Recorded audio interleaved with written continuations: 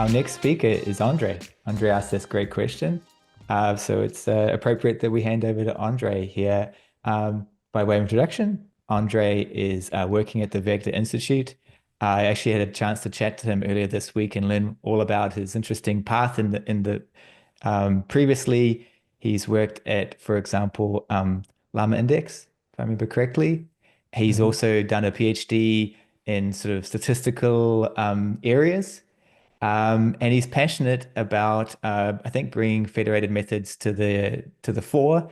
And to do that, he's created a really wonderful library that is accessible to people who are really into, conventional centralized regimes. He wants to make it easy for them to do this fantastic stuff in the direction of RAG and all these interesting use cases, but also kind of find a way to make it dead simple for people of in that sort of community to then transition to federated, which is something obviously we're really passionate about here at Flower as well. So it was great that he had time to drop by, tell us all about this amazing framework he's built that uses Flower, but also uses a lot of the other tooling out there that's really, important for the other parts of the puzzle when you're doing these sort of things. So yeah, on over to Andre. I'm really stoked to hear about FedRAG and everything you've been up to. Cool. Awesome. Thanks so much, Nick, for that introduction. Can you all see my screen? It looks good. Perfect. And yes, so Nick, you did a great job in introing like the genesis of FedRAG. I don't know if I had to touch on it a bit further, but yeah, so essentially, FedRAG came about when I was at Llama Index. I noticed some demand for RAG fine-tuning, and some of the closed source LLM providers offer fine-tuning APIs, but they're a bit restrictive in the sense of what you can sort of do. Obviously, with like white box model, excuse me, access, you can fully leverage the fine-tuning capabilities. And so, the user demand for RAG fine-tuning existed, and I realized that at my time at Llama Index. And then with this whole decentralized, like, and definitely Flower has been pushing this for years now, right? But with the emergence of like MCP, so Anthropic's Model Context Protocol and Google's agent-to-agent protocol, it just seems that like, those are both inference type of decentralized settings that perhaps federated learning is going to increase in terms of relevancy in the coming years. So we've made this framework, FedRAG, as a simple way to facilitate RAG fine-tuning across both centralized and federated architectures. And Nick was definitely right. One of my passion areas here is to make it like almost for free when a developer builds a centralized RAG fine-tuning task, that they have the federated capabilities via like a one-click type of access. And we'll see that in the slides and hopefully in the demo as well. Okay. Okay, so maybe I kind of touched on this already, but the philosophy of FedRAG is to make state-of-the-art RAG fine-tuning methods accessible to all of our users, and our users will be, I imagine, folks who are building these things for their companies and their either organizations and their business needs, as well as researchers who are, pushing the frontier forward on fine-tuning and RAG fine-tuning in federated settings as well as centralized settings. So making it super easy to access these methods and create new methods is what FedRAG is all about. And our design principles in order to achieve that for now, and these, I should mention that FedRAG, the first commit, I think was January 15th of this year. So we're super early, 5 months into it, but these more or less have been our design principles that have been anchoring us. So advanced RAG fine-tuning, very in line with the philosophy, support state-of-the-art RAG fine-tuning, be up to date on modern techniques and onboard these techniques as much as possible. Also supply, not yet, but hopefully in the future, easy ways to customize or bring in your own trainers so that you could do more research. The second design principle is work with your tools. And this one is something I noticed within my time at Llama Index is that the ecosystem that you know those players are a part of, they're very collaborative and lift each other up. And I think you know it's beneficial to sort of get in those collaborations just to you know use up or sorry uh, use one another's energy and sort of in a synergistically way, I think, if that's a word. The other thing is that our users have their tools and their workflows, and we don't want to perturb that as much, right? We want them to use their own scripts that they're comfortable with in building with Unsloth or Hugging Face, and then let our framework do the job of federating those. And then the other thing is lightweight abstraction. So we don't want the developers to get bogged down on these complex implementations, right? Or like a lot of indirection within the framework. It makes it very difficult to understand what's going on or how to extend it.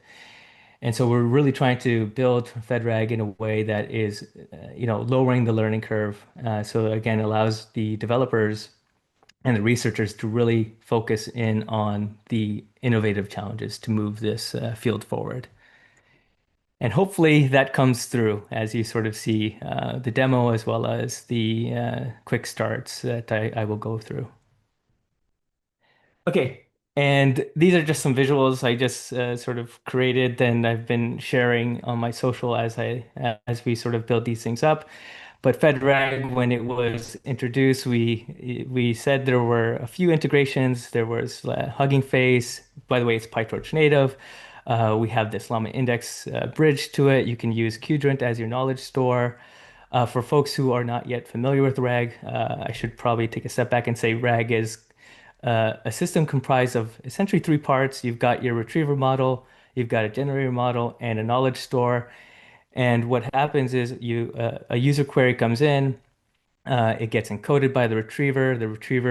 The knowledge store retrieves the relevant knowledge facts stored within it, and then those knowledge chunks, as well as the user query, are passed to the generator in order to produce a response. And you use RAG essentially to provide more accurate responses because LLM generators, their knowledge obviously is contained in the parameter weights, and they also might not be trained on most recent data. So um, that's the reason why you would use RAG. Why would you use fine-tuning of RAG? There has been research that showed that optimizing these three components so that they work better or work in concert with one another actually leads to better performance of the system. And so that's why you'd want to fine tune. And then I already mentioned the decentralized aspect that with MCP and A2A taking off, that there's probably, my bet is that Federation's probably going to take off in this space too. We've got, since, we released in mid-May, we've added integrations to Unsloth. So you can, use their accelerators and their models that they've done a heck of a job. I think they've just mentioned in their LinkedIn that they've got 100 or more notebooks now that they've patched a bunch of these pre-trained models and PEFT models in Hugging Face, and you can get like 2x speed up in terms of fine tuning with using Unsloth. And so you can bring in any Unsloth model as your generator and build a RAG system as such. The Llama Index and LangChain integrations are essentially, I think they're mostly used for testing, right? Or quick prototyping. The way I view LangChain and Llama Index is that they probably offer a little bit of fine tuning through whatever OpenAI and Mistral AI expose. Um, but I view them mostly as inference frameworks for RAG. And again, FedRAG is a fine-tuning framework. So the idea is if you've finished fine-tuning and you're happy with the performance, maybe you want to or have processes built on LangChain or Llama Index, and you want to use those fine-tuned models quickly to see how they would work within the rest of your downstream processes. So we've built in bridges to Llama Index and LangChain So you could do something like RAG system to LangChain, and what you get in return are LangChain native objects, or to Llama Index, you'll get a native Llama Index object, and then you can sort of run with it within their ecosystem. And then the final thing here is we just added this no encode RAG. I made up this term. Hopefully, no one gets mad at me. But essentially, you get rid of the retrieval here, retriever encoding. Uh, with MCP, happens is now these LLMs or systems can access third-party tools or data. So the way that we view it for FedRAG is you can build a knowledge store that is connected to a bunch of MCP knowledge sources, and you can query them using natural language. And as you are building or bringing in third-party knowledge sources to your RAG system, I think it actually becomes a little bit more relevant now that you want to fine-tune on these third-party sources because your generator probably has not seen that data. And so adapting it to that knowledge source could lead to better optimization. But yeah, this just shows you again, like we're trying to build FedRAG in a way that's deeply embedded with the ecosystem to allow users to work with their tools, hopefully, and it's not really seen here, but like lower the learning curve. And, when research actually, if a researcher has a new training objective or FL technique that they want to implement and they add it into this library, then, being deeply embedded in the ecosystem makes it, I think, easier for all these folks who are building with these tools to access that stuff. So further reach and dissemination for research in our view. Um, and I will go into a demo and short overview of some of the quick start so you get a handle of what the API looks like for FedRAG. But yeah, just wanted to mention contributions are definitely welcome. So if you feel like contributing to open source and like RAG and like federated learning, then please do consider contributing to FedRAG and starting us on GitHub. This is definitely an important piece for us as Vector. We and most I think institutions look at stars and engagement through GitHub as a signal of the project having some interest from the community, and that interest is what we ultimately use to resource against our project. So if you like us, please do support us. Okay. And then how much for time, Nick? About 5 minutes or so, or Yeah, you can go a little bit longer for a demo, I think, because the people really engage with those. okay, cool. So just wanted to show real quick before the demo, just 2 minutes, the docs that we've got set up. So this was just the philosophy and our design principles. But if you go into our getting started and you hit our quick starts, there's a few here. And I'll definitely talk about the centralized to federated, um, because we said on the onset here of trying to make going from centralized to federated learning as seamless and as painless as possible after you've done the brunt work of setting up a centralized training task. And I'll get into that last, I think, and I'll just show real quick on these, like the interface. So, uh, right, so you've got a RAG, which is comprised of a knowledge store, retriever, and generator. And, you install FedRAG with pip install FedRAG. But essentially, our import patterns are such that you can import from FedRAG retrievers. You don't even need to go into Hugging Face like that. We've made this a lot simpler. So it's like from FedRAG.retrievers, import Hugging Face sentence transformer retriever. So that enables you to use any sentence transformer that you want that's available on Hugging Face as your retriever. For knowledge stores, we offer three things. We offer an in-memory knowledge source. So from FedRAG knowledge stores in memory. Again, you don't need this in memory. You could just use knowledge stores. You can load the in-memory knowledge store. We also offer a Qgent one, and we also offer the no encode MCP knowledge store as well. And then similarly for generators, we have the Unsloth, Hugging Face PEFT model, or Hugging Face pre-trained model.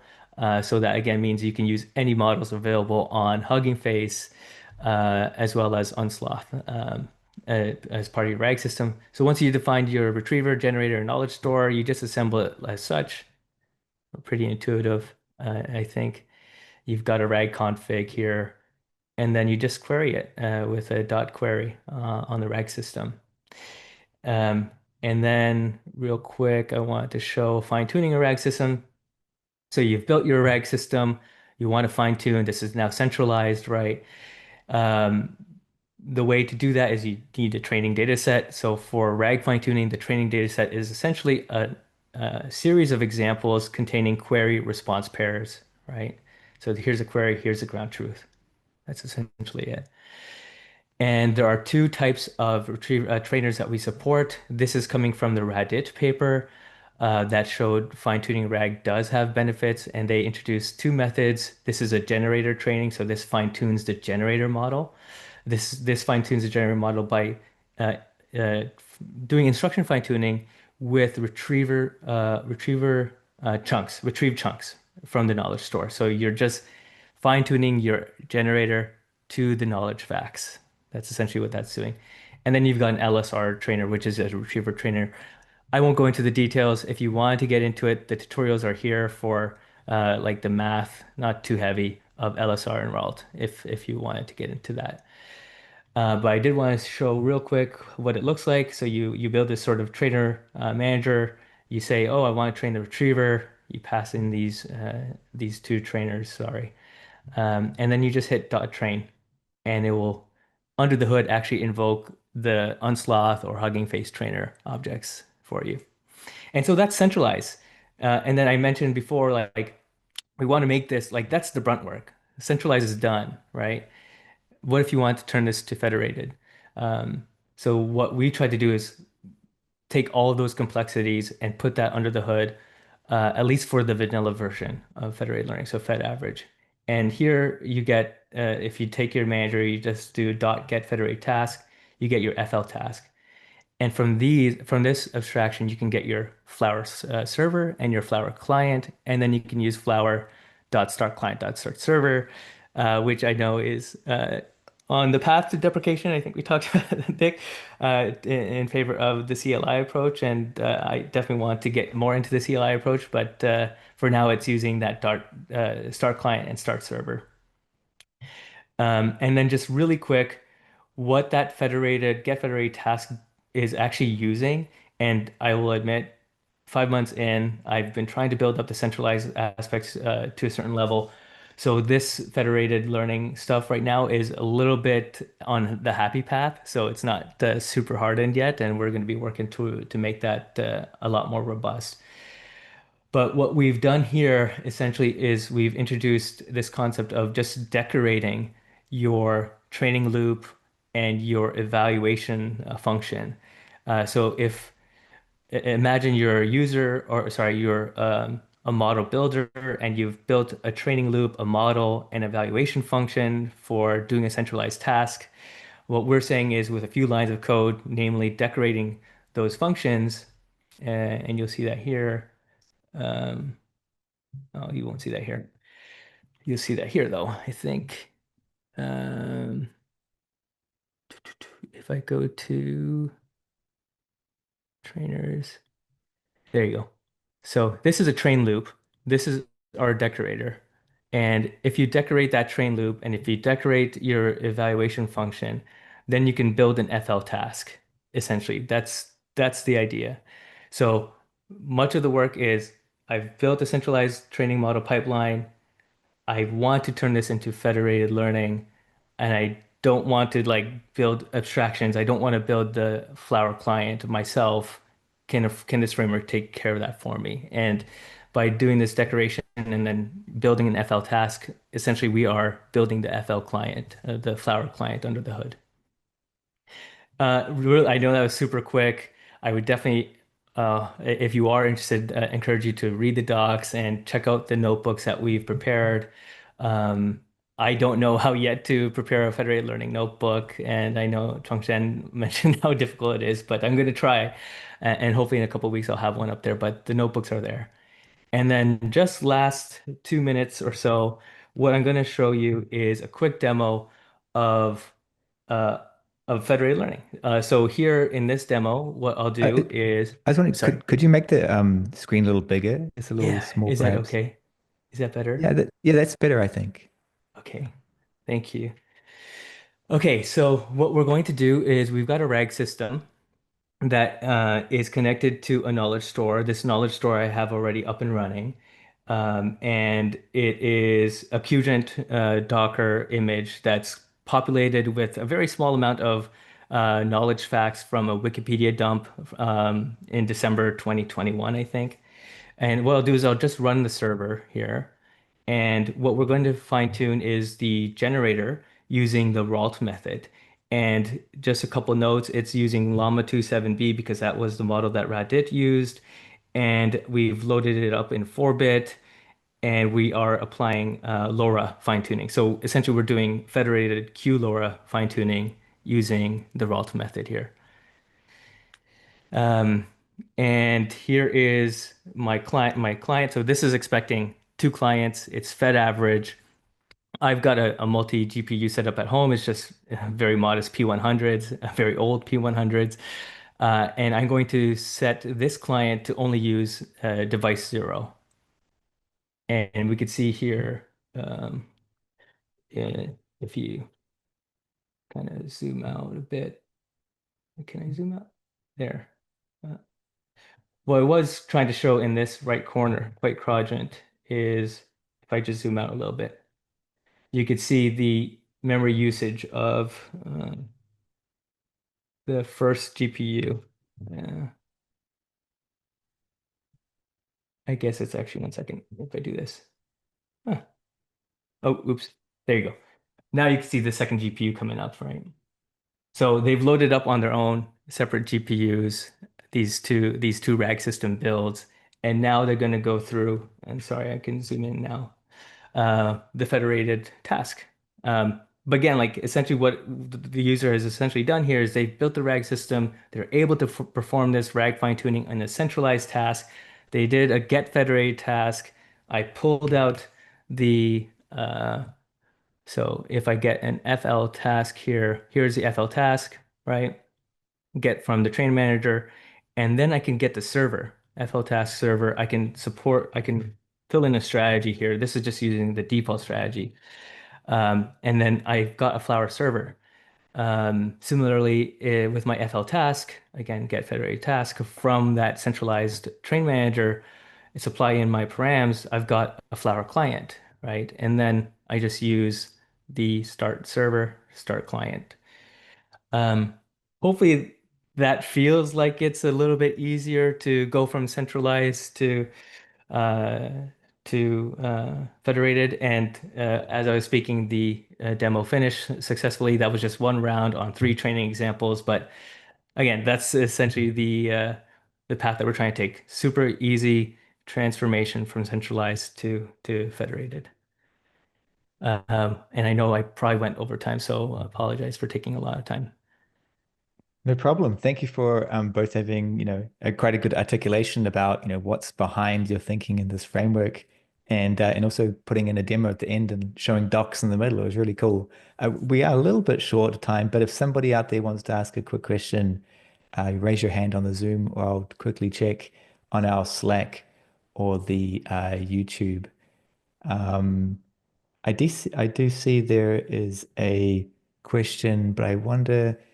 I have a feeling this must be for Chongshen's talk. It says, um, one small question, which are some key characteristics of the connection between clients and servers?